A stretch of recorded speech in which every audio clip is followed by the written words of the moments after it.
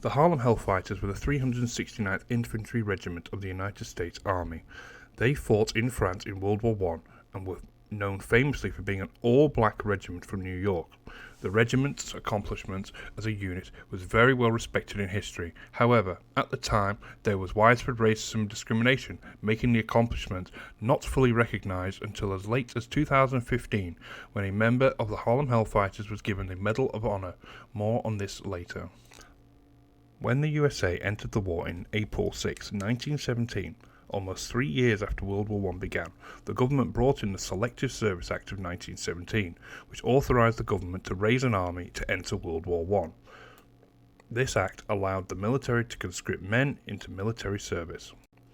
During this time, the American government and its people were very reluctant to allow African Americans to serve on the front lines and were given roles in the construction, engineering, and labor section of the American Expeditionary Forces. The main focus of these African American units were to support and provide equipment for the units on the front lines.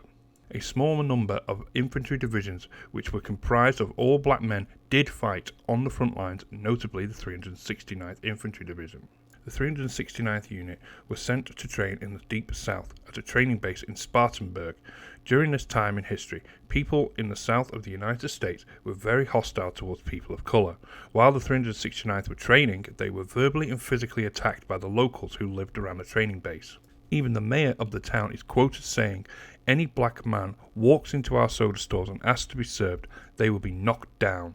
We have our customs down here, and we aren't going to alter them."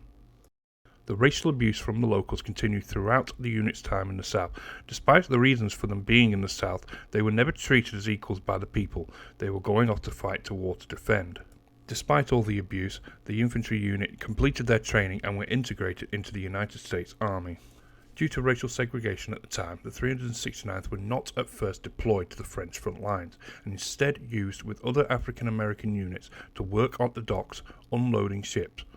In a book written by Max Brooks titled The Harlem Hellfighters, Brooks quotes, "The white establishment did not think that African Americans had the intelligence to think clearly." After some time being deployed in Egypt, as well as helping men on the front line, the French army absorbed the 369th Infantry Division to help replenish its own numbers due to heavy casualties. The United States Army agreed to hand over command of the unit to the French Army, as they were concerned the white soldiers would refuse to fight side by side with them in the trenches.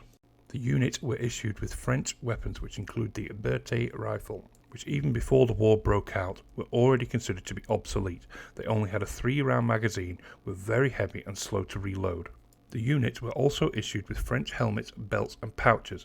They did, however, continue to wear their United States uniforms. The French were much more accepting of the all-black regiment compared to their American counterparts. They did not show hatred or racially segregate the regiment from other soldiers. The French welcomed them warmly and respected them for coming to help defend their country.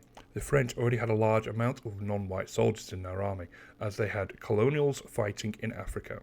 The French also had a shortage of soldiers, and new French recruits were not being trained fast enough to replenish its ranks.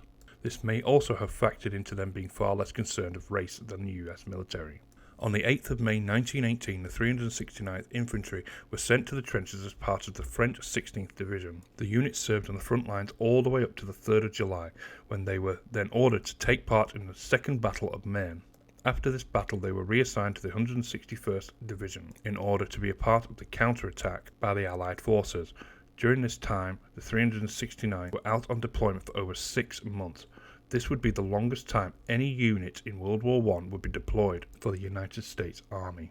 Finally, on the 19th of August, the unit were brought off the lines and went to enjoy some well-deserved rest and also to help train the new recruits that would replenish the unit's numbers. On the 25th of September 1918, the 369th Infantry were ordered to be a part of the Meuse-Argonne push with the American and French coalition forces. Despite the 369th fighting ferociously and covering good ground, the unit suffered heavy casualties in the offensive. The unit captured the key village of Sechalts. During this time, the Harlem Hellfighters had pushed much faster than the rest of the French army and were almost cut off. They began to pull back to link up with the French left and right flanks. The 369th had covered over 14 kilometers through heavy fighting and a strong resistance from the German defences. The Germans feared the all-black unit, and while the Harlem Hellfighters were in France, they saw enemy propaganda intended for them. It claimed Germany had no problem with the all-black unit, and they should be fighting the United States instead, which had oppressed them for years. This, of course, had the opposite intended effect. Finally, in October, the 369th Infantry were reassigned to Vosges. This was considered a much calmer area on the front line. The Harlem Hellfighters were at this position on the 11th of November when the armistice was signed, and the war was all but over. The 369th then, with the entire Allied military, began to advance into German territory. The Harlem Hellfighters were the first Allied forces to reach the Rhine. On the 12th of December 1918, the 369th Infantry Unit were relieved of any combat duties and transferred back to the American Army for further orders. The unit were finally sent home on the 28th of February 1919, where they were returned to the New York National Guard and soon after relieved of all duties. During their deployment, the unit picked up a very impressive number of honours, including one Medal of Honour, and that was awarded to Pvt Henry Johnson. The unit also picked up 170 Croix de Guerre, one recipient being the first American to receive this award. The unit was also awarded the Congressional Gold Medal. However, this was not awarded until August 2021, and over 100 years after World War I had ended. The most decorated man in the Harlem Hellfighters was Pvt Henry Johnson, who was awarded the Medal of Honor. This was awarded to him in 2015 by then President Barack Obama, despite Pvt Johnson passing away in 1929. He was also awarded 2 Purple Hearts and a Croix de Guerre. Pvt Johnson was the first ever American to be awarded this medal. Johnson's most notable act was on the night of May 15, 1918, when he and another soldier, Pvt Roberts, were assaulted by detachments of around 20 German soldiers. Pvt Roberts was struck in the hip and arm and dragged away by the Germans. Pvt Johnson charged at 4 German soldiers who were taking Roberts away. Armed with only his bolo knife, he ran at the Germans.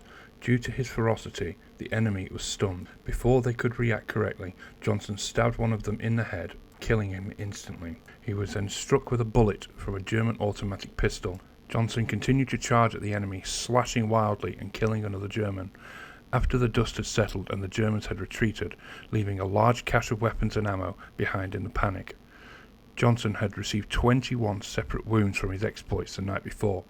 Despite the sheer amount of injuries he sustained, Johnson had killed 2 Germans with his bowler knife, knocked one out with the butt of his rifle, and killed one with rifle fire. The French instantly recognized the soldier's bravery, and both Johnson and Roberts received the French Croix de Guerre. Johnson's medal also included the highly regarded Gold Palm for extraordinary valor. This event was the reason for Pvt Johnson to receive the highest honor in the United States military, the Medal of Honor for Acts of Valor. The French division commander who commanded the Harlem Hellfighters stated that Henry Johnson gave a magnificent example of courage and energy. From this point on, Pvt Johnson would be known as Black Death. Pvt Johnson, along with the 369th Infantry, would continue its exploits in France until the end of the war. Johnson would, however, be singled out by former President Theodore Roosevelt, who stated, "Johnson is one of the 5 bravest men to serve in World War I." After the war, Johnson returned to his home and was promoted to sergeant.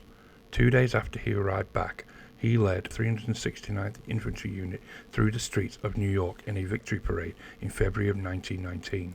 All was not good, however, as now Sergeant Johnson found it very difficult to find work, partly due to the injuries he sustained in the war and partly due to the colour of his skin. Sadly, Sergeant Johnson would pass away in 1929 and is buried at Arlington National Cemetery. He would never get to personally receive his Medal of Honor, which took 97 years to finally recognize the heroism and bravery he showed defending France against the Germans. In the 1970s, a push to gain recognition for Johnson's actions began to grow. And finally, in November 1991, a monument was built in New York's Washington Park dedicated to Johnson. The 369th Infantry Unit proved to all the skeptics that an all-black unit could match the effectiveness and even excel beyond that of a white unit. Despite the large amount of honours and stories of their heroism and bravery, they were still shunned by their peers. They still received racism to a point that they were not even considered equal to that of their white counterparts, and the fact it took over 100 years for the men to get the recognition they deserved shows how the world at the time treated even the most brave of people. even 100 years after World War One, and with many pioneering human rights activists and influential black speakers who have spent years of their lives fighting oppression, racism is still rife within many parts of the world. The majority of the world have accepted people of colour as equals, and quite rightly so. The memory of the 369th Unit and its exceptional valour and bravery should set an example to all that follow, no matter what colour of your skin. This has been Paul from Hidden History. I'll see you in the next video.